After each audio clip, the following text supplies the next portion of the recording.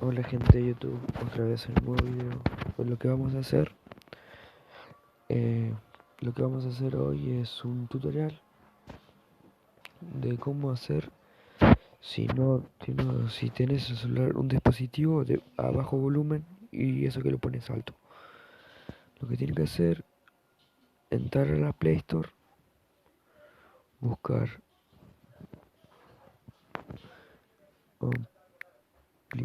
amplificador de volumen.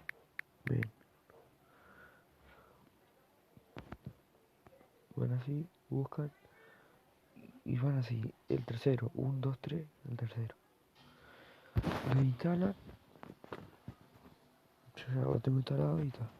Lo instalan, pongan a abrir,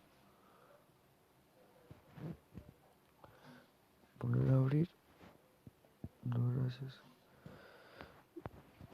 Y tienen que leer la letra, dice la reproducción del audio a un volumen, alto puede dañar los altavoces o oídos. Todo el uso bajo de su propio riesgo. Tenga cuidado particularmente con su aumento por encima del 40%, sobre todo con la música. Por ejemplo, no puedes pasarte de 40%. Entonces yo voy a poner un 39, un 38 por ahí. Está. Entonces ya está, pongan eso nomás y pruébenlo y ya está, y funciona, 100%. Yo no la hago porque está alta paja. Está y ya está.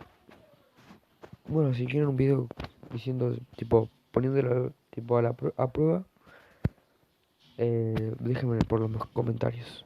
Bueno, eso ha sido todo por hoy.